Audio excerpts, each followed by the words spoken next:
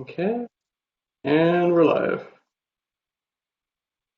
Good evening, everyone, and welcome to the Arden Arcade Community Planning Advisory Council.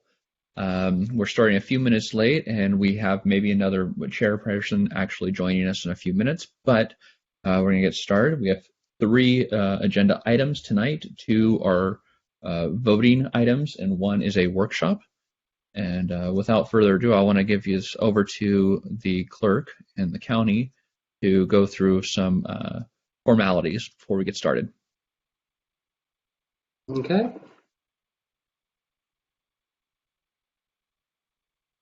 So, in compliance with directives of the county, state, and Centers for Disease Control and Prevention, CDC, this meeting is live streamed and closed to the public. Temporary procedures are subject to change pursuant to guidelines related to social distancing and minimizing person-to-person contact.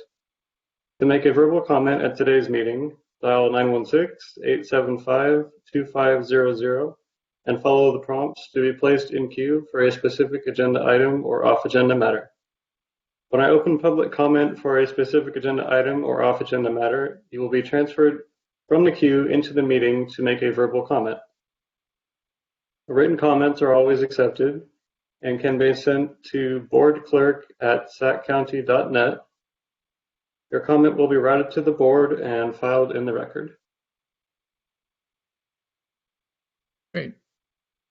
So for those of you who are joining us for the first time, the CPAC is comprised of members of volunteer citizens that are appointed by the County Board of Supervisors. And the purpose is to encourage citizen and community participation in the planning processes that occur within the county, and to propose object and community goals, act as a sounding board, and to kind of just keep our community being exactly what we want it to be. The function of the CPAC may include updating community goals, like I said, improvement programs, propose amendments to general plans, and a variety of other things, including workshops like we're going to take place in tonight. Our meetings are always open to the public. Due to COVID-19, we are online now. These events are always posted in newspapers, and courtesy emails, letters go out to property owners within 500 feet of any of the projects that we're going to be discussing tonight. So those people have been notified. Now, whether or not they have an opinion or a voice on it is really up to them, but we are here as their sounding board. My name is Tom Roten. I am the vice chair. Our chair, Brenda Davis, is not available this evening. And then I'm going to pass it off to our other council members, starting off with Damian Schiff, if you would like to introduce yourself.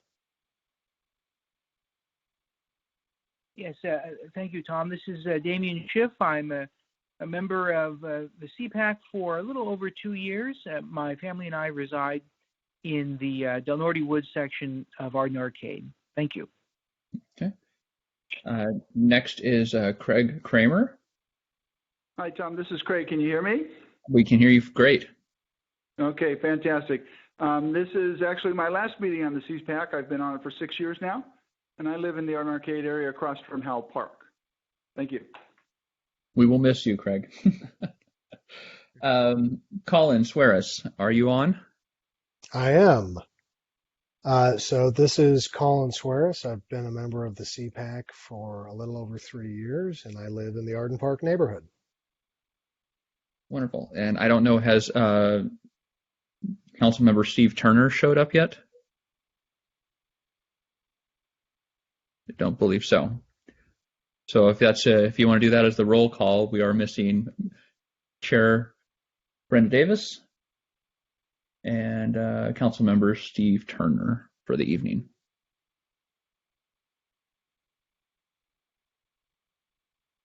We have a quorum, and I think we can move on to agenda item number 1. The process is going to go that County will give us some information about this particular agenda item.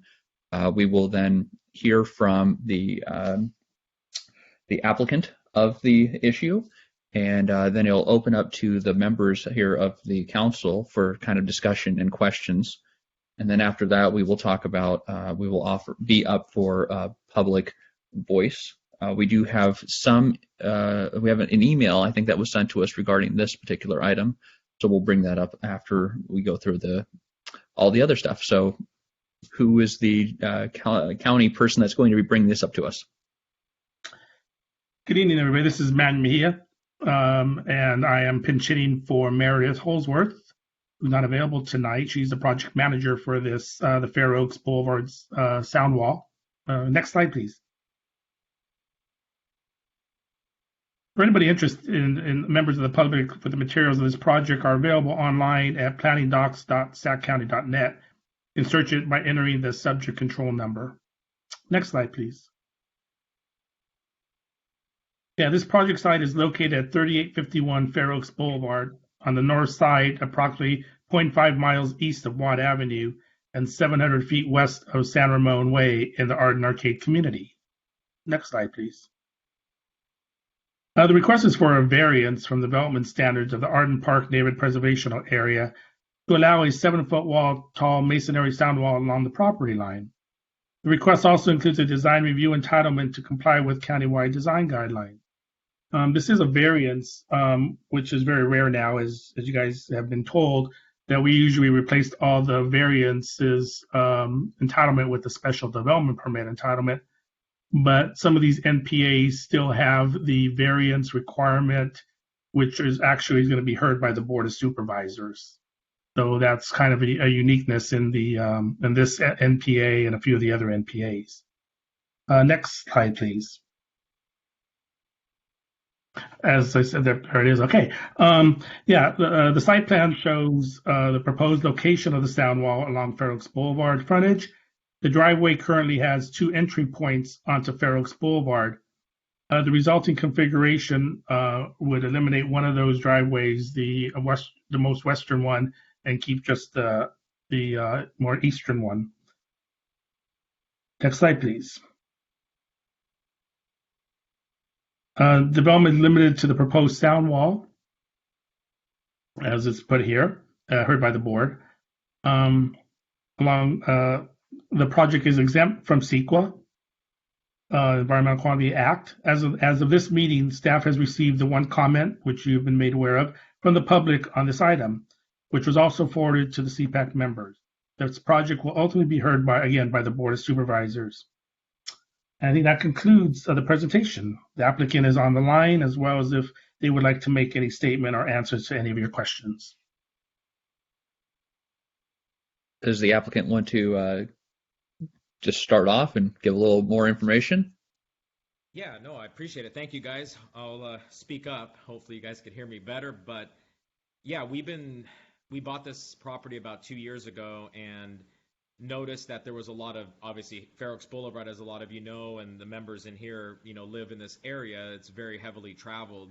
So initially we were just going to put, a fence or a sound wall. We had an architect design a really nice stuccoed sound wall and put some very low shrubs in front, some uplighting, and so on. And for more of a security, we have a couple dogs, we have kids, and we were very nervous with a lot of people as we started, coming in and, painting the house and getting the area cleaned up, some landscaping and so on.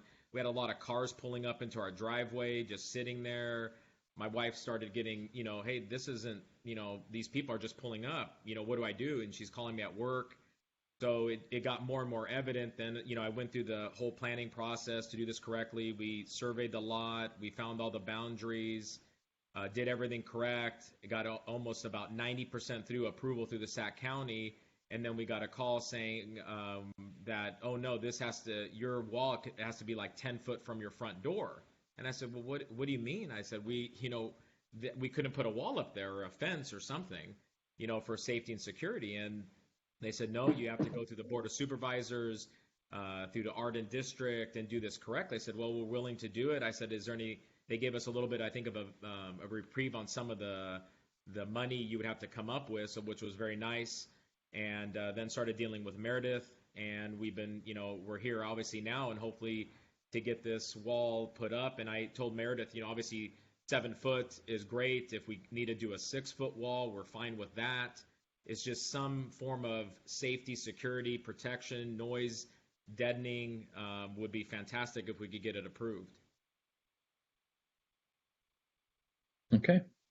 Now, I think I may have driven by your property today. I was driving down Fair Oaks.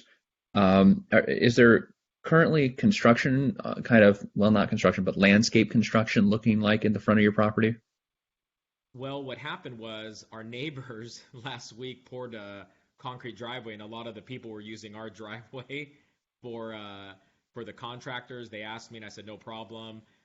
No front yard landscaping, to be honest. All we did, because I ordered the material for the CMU wall, and it went through the county very quickly. The engineering was approved, everything was approved, and it was basically supposed to be a minor use permit. And then, right, like I said, at the last minute, they changed. They go, no, you got to go to the Board of Supervisors. You have to get the variance where you guys want to put your wall and the height of your wall, and it's a solid wall. Even if we did a fence, they said we'd have to do all this. So I said, well, we need to do this, and we had we had the ditch dug a little bit. So then we covered that up because it's and all the material we moved to the back of the house. It just looked like we were the movie Money Pit. If you guys ever seen that, I said our house looks like it's in a constant remodel, and I told my wife we'll just move the material to the back, just grade the front a little bit and wait to hopefully go through this process and get it approved and hopefully put the wall and then do the landscaping as one big package. So that's what we're hoping to do. Okay, so it was your house is the house that I'm thinking about. It's completely exposed, basically, Yeah, in the front. exactly. You're actually one of the few properties along that stretch that has virtually nothing in front of your house. Yes, exactly. Okay, all right. I don't particularly have any questions, but I want to bring it up to the council to see if they have any questions. Hi, this is Member Suarez. At the appropriate time, I'd like to move the item after we get through public comment. Okay. Member Schiff? No questions, thank you. Okay. And then Member Kramer, you were about to say something? Yeah, I have a quick question based on the letter that we received. Has the issue of visibility from getting out of the driveway been addressed at all, or what is the issue with that? There was a visit. If you want to go back to the slide that showed the layout, there's a visibility triangle that the county wanted us. If you look at that little triangle right there, kind of towards the, let's say the north wall or east, my wife said, close to the logo there, there's a visibility triangle that they wanted us to have. So as you guys know, if we pull out, the only traffic coming is to the left, basically. So we told them, can we go with the visibility triangle there on the left? And the county with DOT felt that might be okay because you really don't have to look to your right. And I told them if they need us to put a visibility triangle, a 10-foot cut in on our driveway down the road or whatever, we would do that. They were just concerned about that when you pull out that the wall will get in your way. And where we set the wall back enough where you could still pull out, you're not even into the bike lane or anything, and having that visibility triangle there, you would have plenty of room to see any oncoming traffic. Okay. Yeah, this is Manager Mejia. Yeah, usually when we have this type of situation is that the person pulling out has to be able to see both, in this particular case, eastbound and westbound. Correct. But the way that Fair Oaks is set up in this area, only the eastbound is what you'd have to worry about because you can't cut across going westbound from these driveways anyway. Correct. That's exactly what they said, Matt. And you're closing the east side driveway, right? The west side. The west side driveway. The west side. You're closing the west side driveway? Mm-hmm. And that currently that's where we could pull in from the safety lane. So we're eliminating that right now. Okay. Based on that answer, I'll second Colin's motion. Okay. Guess it's well. Do we need to, clerk? Do we need to read off the public comment for the record, or is it just visible to anybody who needs to read it? Well, since all the members and it's visible, so we don't necessarily have to read it. Okay. And we don't have any other written or on the phone either. Okay. Do you guys mind me asking what the comment was? Is it a major issue or not really? Okay, so since you're not aware of it, it is a concern of one of your neighbors, and this is what Member Kramer was talking about. The concern that that neighbor has is that based on your wall, they are going to have difficulty seeing down the road to be able to pull out. Yes. Okay. Perfect. I'm glad you brought that up. So our neighbor to our, what did you say, west, babe? Our west neighbor, Mrs. Hoyer, we met with her prior to going to this next step of application, and I walked her out there and showed her before we tore down the frontage, right? We had a whole bunch of shrubs, and there was an old little wood kind of picket fence, low fence, and we cleared all that out. And I showed her, I walked her out there, said, this is where the wall is going. You could see all the way down to the Wilhagen light. And she goes, I'm just concerned where the wall is going to be. I said, well, let me show you. So my wife, we pulled a string from the east to the west, showing her where it's going to be. I said, we don't want to impede you from pulling out. I said, this actually, you have more visibility than you had when we had all the shrubs. Because when we bought it, there's a lot of overgrown shrubs, and it was hard for her to see. So we eliminated all that, and that was her concern. So I told her, no, we walked her out there. I pulled the string line. I said, this is where the wall is going. As you can see, stand here where your car pulls out, you could see straight down all the way to Wilhagen, because it wasn't her concern. Okay. I mean, I think we've heard everything, and it's been called to a vote. What's the best practice for the voting there, clerk? I can just do a roll call vote. Okay. So we had a first by Member Suarez. It was seconded by Member Kramer. Yes. And for the roll call, Member Kramer? Yes. And Member Schiff? Yes. Member Suarez? Yes. Member Turner? Member Roten? Yes. And Member Davis? Not present. And it passes. Great. Well, thank you very much for that. Mr. Demas, you're welcome to check out now. You've been fine, or you can hang on and watch for agenda item number 2. And who is the county person that's going to be announcing this one? That'd be Desiree Fox. Hi, good evening, CPAC members. I'll be presenting on item number 2, which is a use permit for a rooftop wireless communication facility, project number PLNP 2020-00242. Did we need to read the project to the record, or can I just move forward with the presentation? Just move forward, Desiree. Okay, next slide. I think the clerk should read the item into the record. I'm sorry, this is all from the clerk of the board's office. Okay. So this was item number 2, AT&T Cupola Wireless Communication Facility, which is located at 4640 Fair Oaks Boulevard in the Arden Arcade community.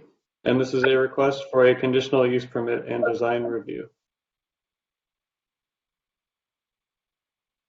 Okay, thank you. As mentioned, the project site is located at 4640 Fair Oaks Boulevard with a zoning district of RD4.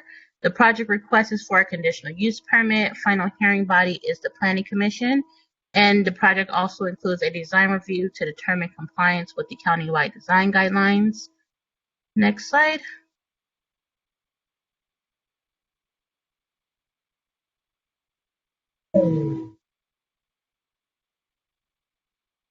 Next slide, please.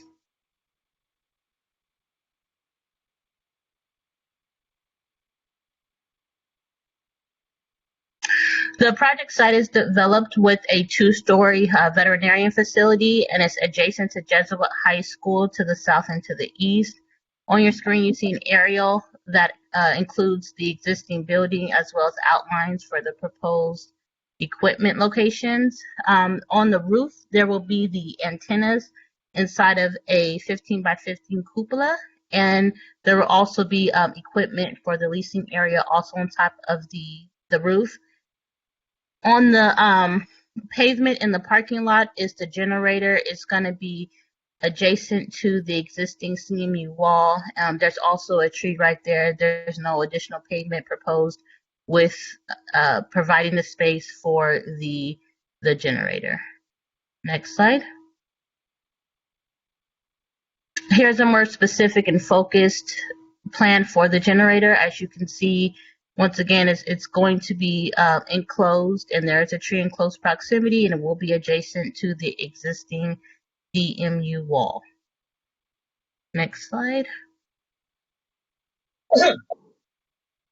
Here are the elevations for the rooftop facility. You can see that there is the cupola, which is the larger structure, also called a full penthouse, on top of the existing two-story veterinarian facility. And then on the lower part, on the southeast elevation, there's the outline for where the equipment plant is going to go. And you can also see in the northeast elevation the context of where the generator is in respect to the existing building. The project site design will be reviewed at the DRAC, the Design Advisory Committee. It has not gone there yet, but it will be subject, or is subject to design review, and will need to demonstrate that it's compliant with the county-wide design guideline. Next slide. I think that might conclude the presentation. Okay, so yeah, that concludes staff's presentation. The applicant representing the project is Nick Target. He is on the line and is available to answer any questions. I'm also available to answer any questions better suited for planning staff. Thank you. And thank you, Desiree. Nick, would you like to add in any information to that? Yes, good evening. Nick Taggis here with 51 Wireless. This is an AT&T wireless project. I think the project is fairly straightforward. You know, there's only one thing I want to stress to this community board. This is going to be a really tight, really good design. This is one of those projects where you won't see the antennas in the towers.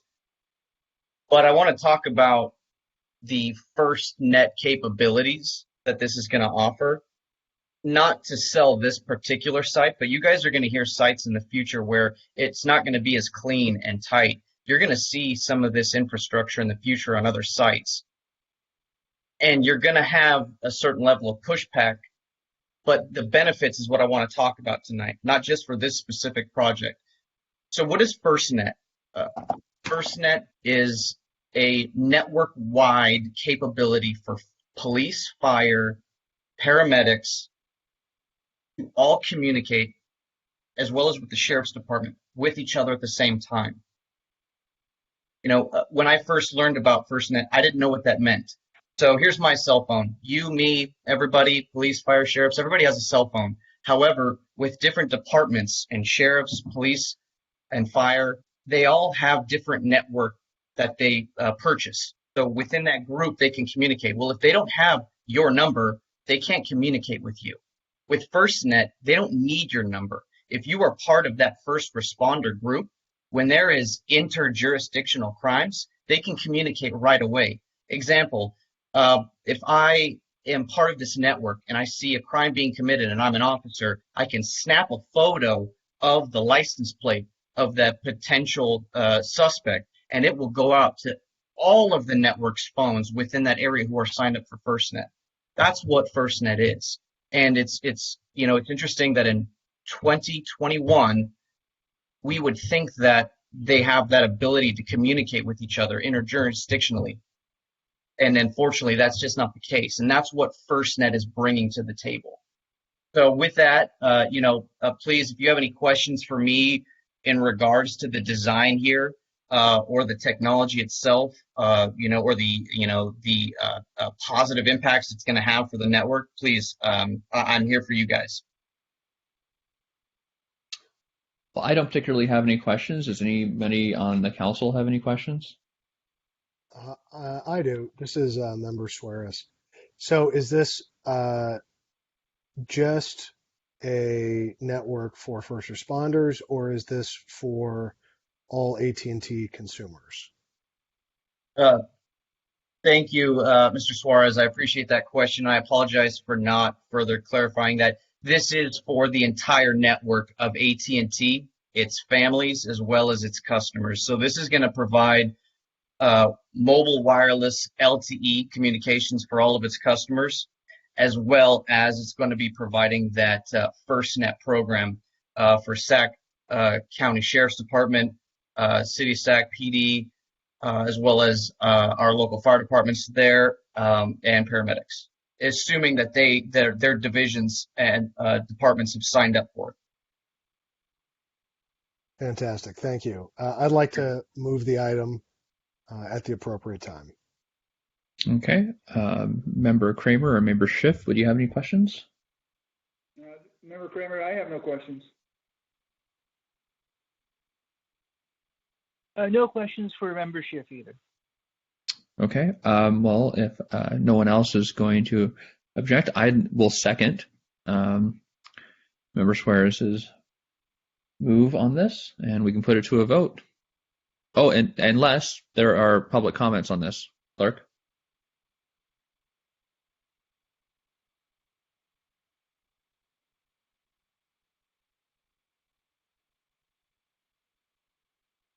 No, there are no public comments or no written comments or anyone on the phone. Wonderful. Okay. Well, then let's go ahead and put it to a vote.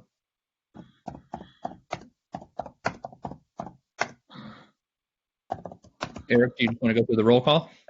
I had myself muted. Oh. Member Kramer? Aye. Member Schiff? Aye. Member Suarez? Aye. Member Roten? Aye. Okay, and it passes with the first by Suarez, second by Roten, and members Turner and Davis were absent. Well, Nick, thank you for attending. You'll be on to the next step with that. Thank you all very much. Have a good evening. You too. Our last agenda item is a non-voting item. It is a workshop. And is there any kind of county introduction on this one? Hi, this is Black Guitar, and I'll be providing a presentation on this item. Wonderful, thank you. I can go ahead and read it in the record really quick. Oh, I'm sorry about that. Yeah, go ahead. No problem. So item number 3 is 2128 Marconi Avenue CPAC Early Workshop, which is informational item located at 2128 Marconi Avenue in the Arden Arcade community. Thank you very much, Eric. This is Balak Bitar. If we could go ahead and go on to the next slide, please.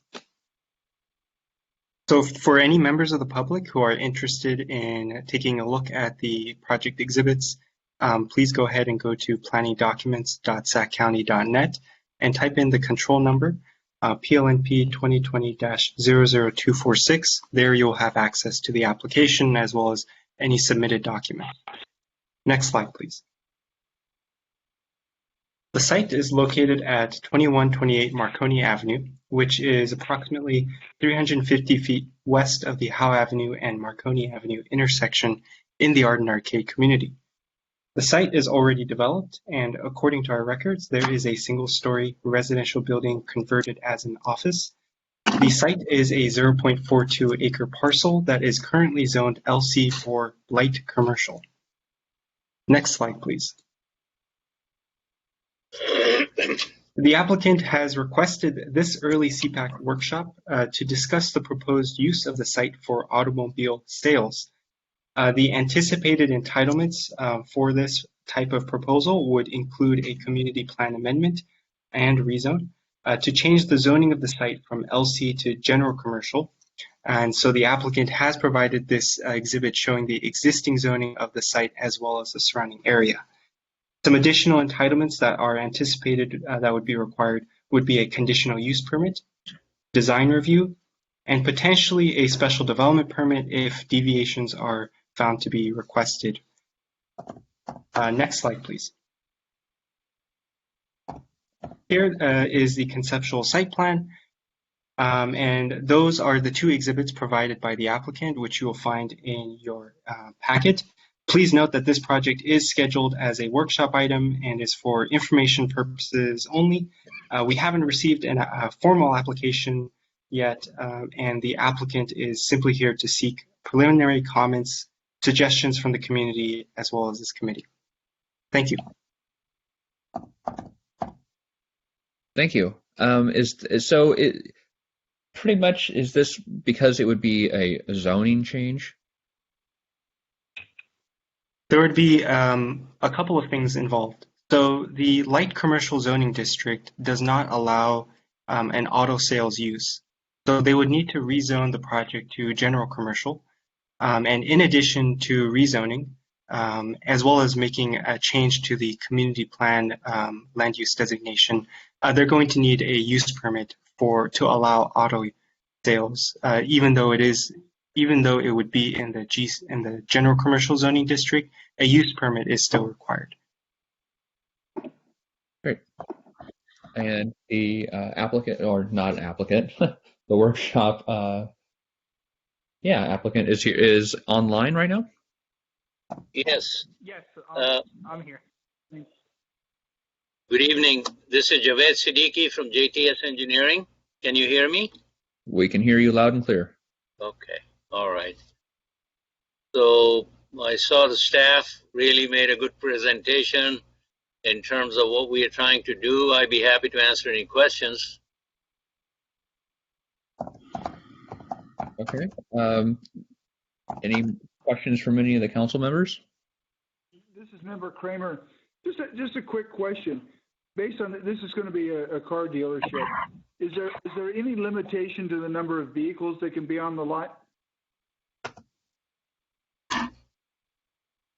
Well, that sounds like a question for planning, and I think what we would, I'm not entirely sure if there is a maximum to the vehicles that could be stored, but we would be taking a look at how much of the space is being used for displaying and for displaying vehicles to be sold, and then we'll be calculating parking requirements as a result of that. But I can take a look as we go through some other questions and try to get a more succinct or resolute answer on that question. But you do have minimum parking standards for visitors to the lot. That's correct. So in those kinds of situations, for automobile sales, for every 1,000 square feet of uncovered space that includes those vehicles to be sold, for every 1,000 square feet of that, we would be requiring one customer parking space. Okay, thank you. Member Schiff or Member Suarez? Yes, this is a Member Suarez. So other than the house on the western side of the street, the eastern side of the street is an auto body shop, correct? yes. Okay.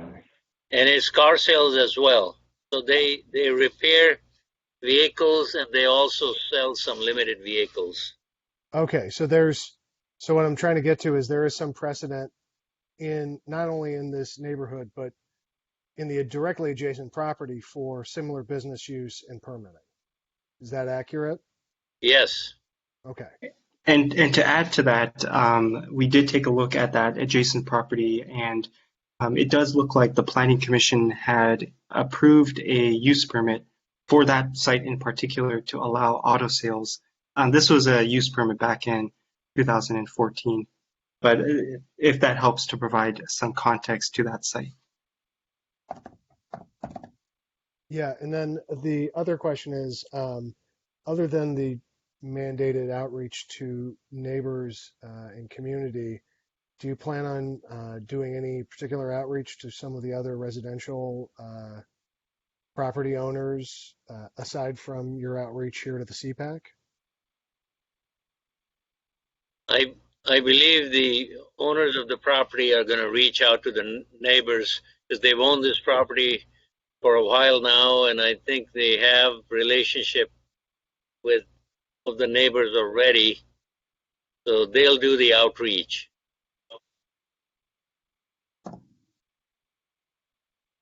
And then I know there's another auto sales spot across the street for county.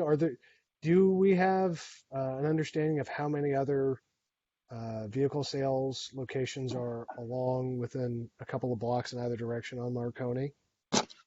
We do not have that information at this time, but I imagine if that is that would be a part of the analysis if the applicant were to come in the future and apply for the use permit request. In our staff report, we do take a look at surrounding uses, and if we do identify any similar uses in the surrounding area, we do take a note of that. Great, thank you. That was it for my questions. Okay, and then last member, do you have any questions? No questions, thank you. Okay. Does the applicant have any questions of the council as to maybe paths to take or questions they should ask of their community? Applicants, we just wanted to kind of run this idea by the council to see if they would be supportive of this idea, because there'll be a lot of cost incurred to make the application and so on. So if it looks like this use would be acceptable, then I think we would want to move forward and make the application and go through the process. Okay.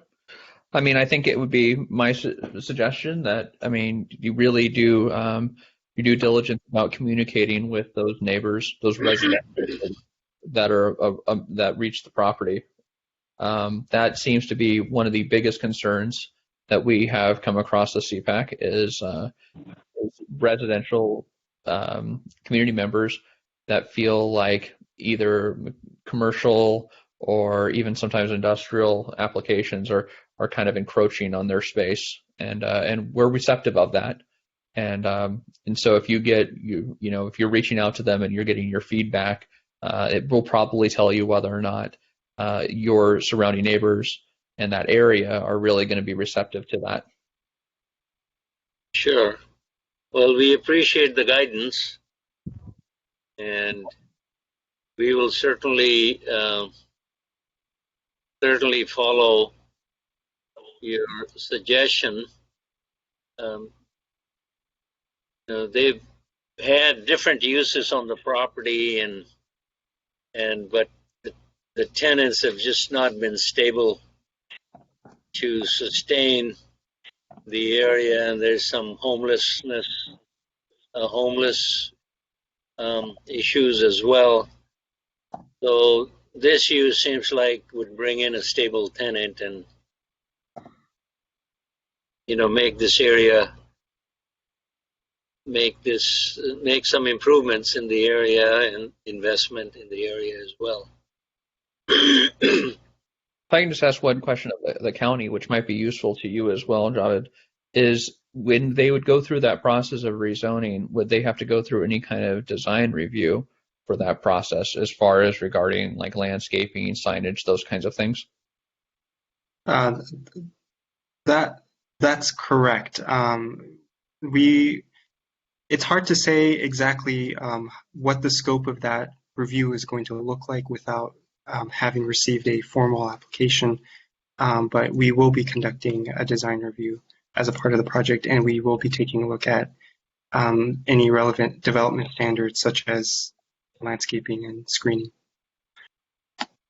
Right. Okay. Because I was going to say that could be a potential, maybe selling point's not the right word, but a discussion that could be had with the neighbors that some sort of beautification of the property, despite the fact that it might be changing what its actual purpose is going to be, could be advantageous for the environment and for the area. So, just something to think about. Yeah, we would go through site plan design review and make improvements that are required.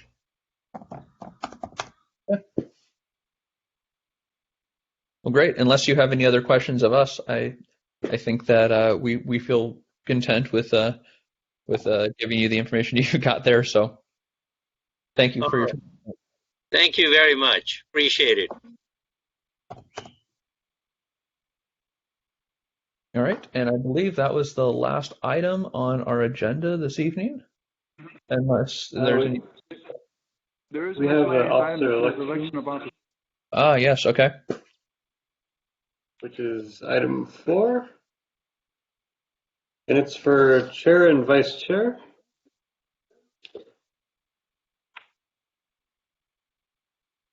Come on, Colin. You want to step up for something? Oh, sure. Why not? Yeah, you know what? Got a little bit more free time in my schedule. If so nominated, I would indeed serve as chair. Unless is Brenda eligible to run again as chair? I think she's termed out too. Oh, okay. Well, I would nominate you, Colin. Or I would. Okay. It was surprisingly fast.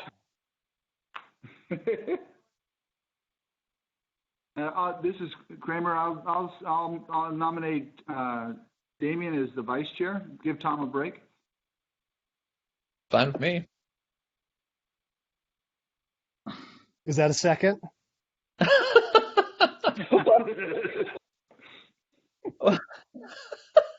I'll second the motion. Oh goodness. Okay. Well, I mean, does Damien have interest? Yeah, that's fine. I'd be happy to. Okay. I didn't want to nominate you for something if you were interested. I understand. Yeah. David, right. You do a little bit more than you do as secretary right now. Right. I think that's right. Yeah. Okay. Well, I mean, we don't have much of a voting party here, so.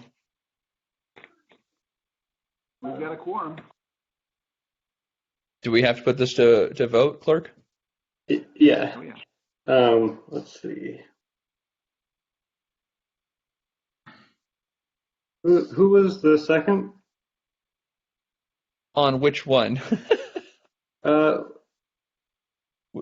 We can do them both positions as one vote. Okay. If you choose.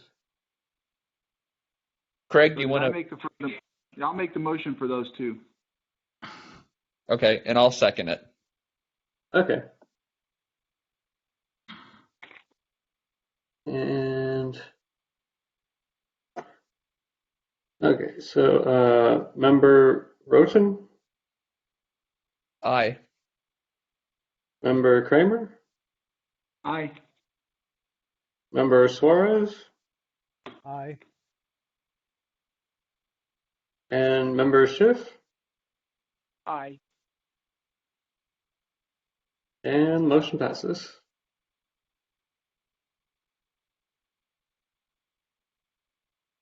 And then, well, congratulations, you two.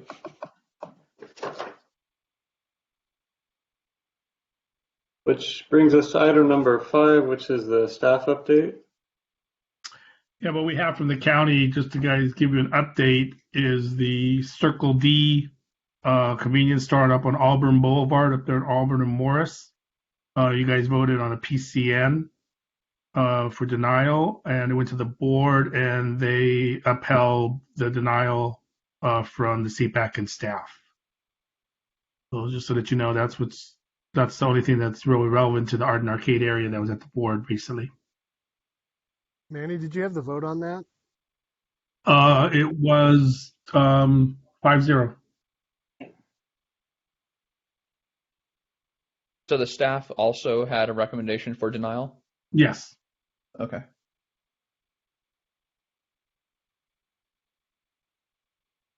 Thank you for the update. Sure.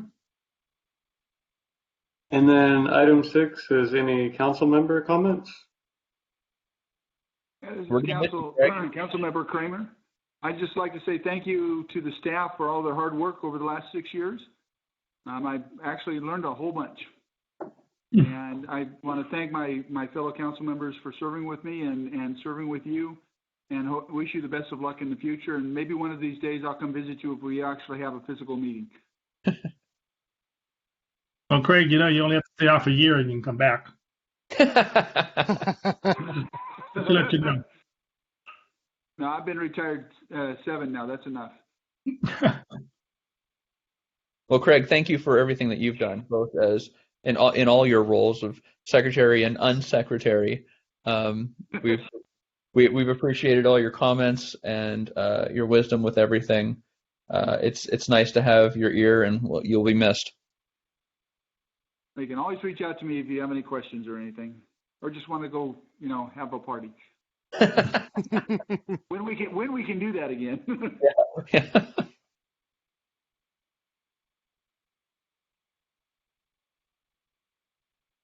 I guess that's. Okay. And then item 7 is public comments, and we didn't have any. All right. So I feel bad. Like Craig's last meeting, and there wasn't any crazies or any kerfuffles. There was no kerfuffle. Hey, we haven't had any recycle centers for a while. That's okay. They're almost all gone out of the county now. Are we sure no one wants in the public out to complain about the county upping their dump fee? Bueller? Yeah, no, that one's that's steep.